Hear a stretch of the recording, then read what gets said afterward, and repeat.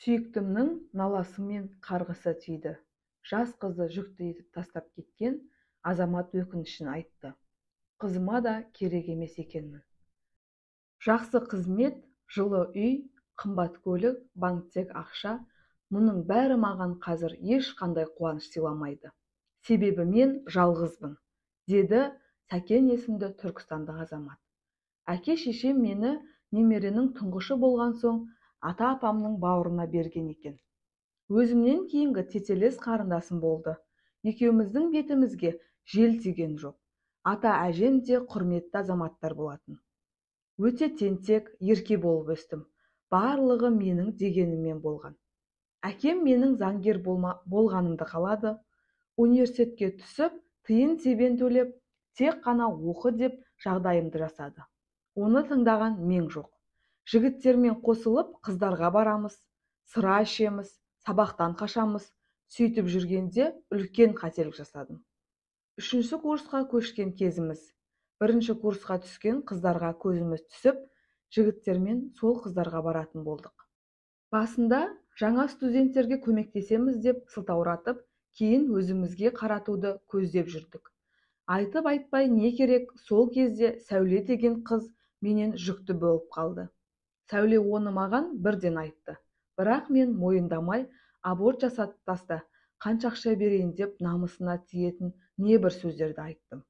Қыста емтихандарды тапсырып, ауылға кеттік. Ол кезде Сәуленің іші көріне бастады. Ол мені сүйді, мені күтті, қосыламыз деп үміттенсе керек. Баланы сол күйі алдырмады. Жаңа жыл мерекесі күні біздің үйге Сәуле мен оның әпкесі келді. Ол кезде атам өмірден өткен тұғын. Әжем мен ата-анам оларды тыңдады. Әпкесі сіңіліміздің басын айналдырып, балаңыз осындай күйге түсіріпті. Бұл әлі жас, небәрі 17 жаста. Не үйленсін, не сотқа береміз деп қатты айтты. Оған біздің де тарап келіспеді. 90-шы жылдардың басы ауылдағы жігіттердің барлығы теріс жолға түсіп кеткен.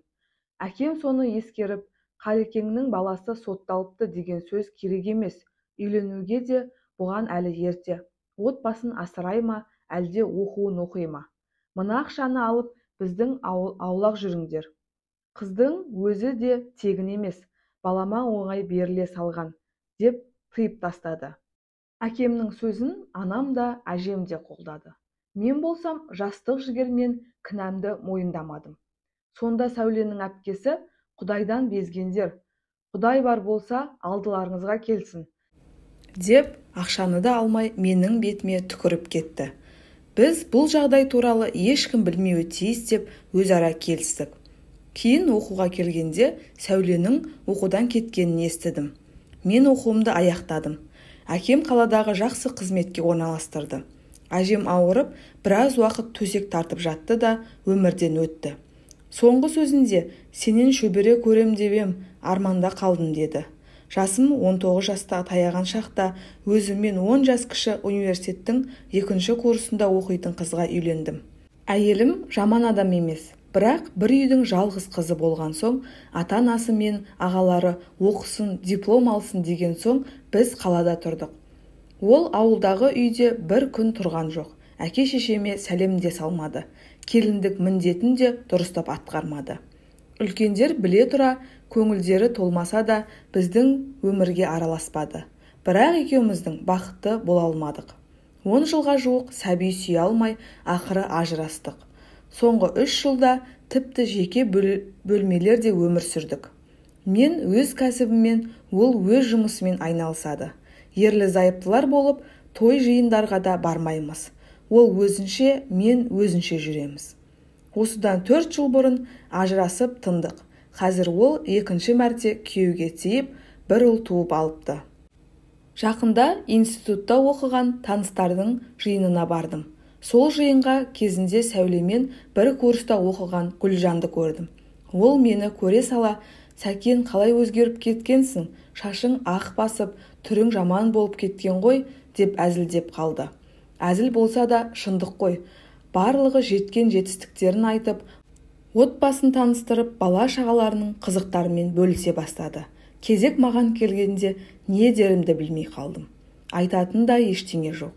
Шешем мен әйеліммен ажырасқан жылы инсульт алып қайтыс болған. Әкем де 2 жылдан бері көлік апатына ұшырап төсекке таңылған. Қарындасым да алдына келген жігіттерді менсінбей жүріп қалды да, ақырында әйелі бар бір кісіден ұл туып алған. Ойланып қарасам, менің бірде-бір жетістігім жоқ екен.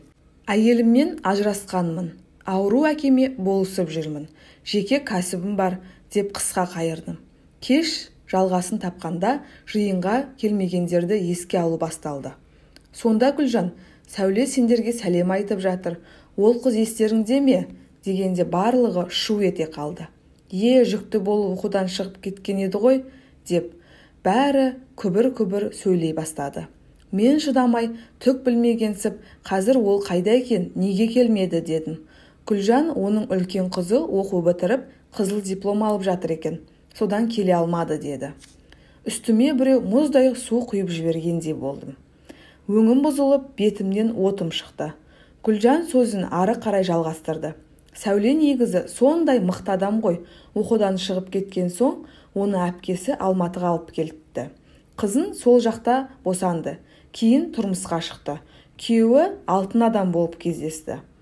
Айдананы кемсітпей өз атына жаздырып алған. Сәулені оқытты. Ол қазір мықты компанияда заңгер болып істейді. Жасы 40-қа келген демейсің, жап-жас қыздай. Түріне қарасаң, 4 баланың туған әйелге ұқсамайды. Кенже ұлының жақында тұсау кедерлерін өткізді. Үлкен той жасады. Көп әншілерді шақырды, деп біраз әңгіме айтты. Барлығы соны тыңдап, Сәулеге қызығып отырды. Бір кезде институтта оқыған тағы бір қыз, Сәулені сол кезде қарабет қылған жігіт не істеп жүр екен?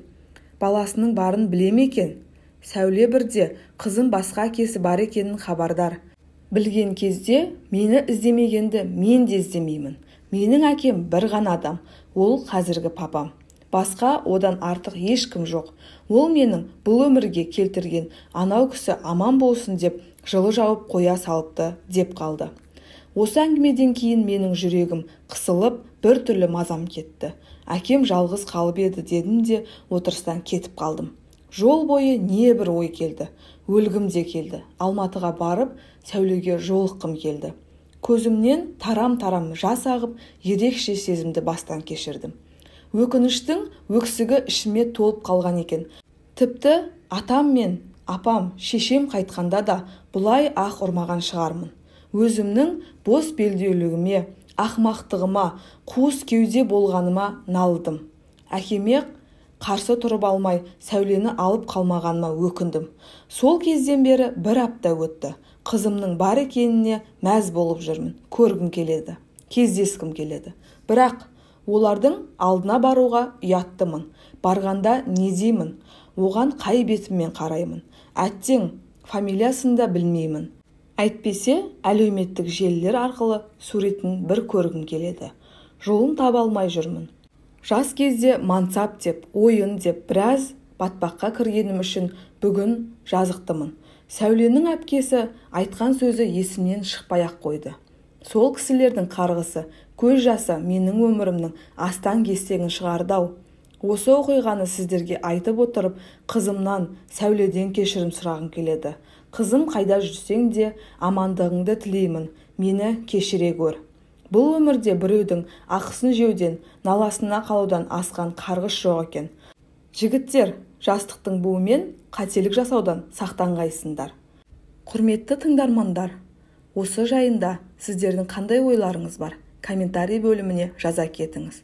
Арнаға тіркеліп, лайк басуды ұмытпаңыздар. Келесі видеода кездескенше назарларыңызға рахмет.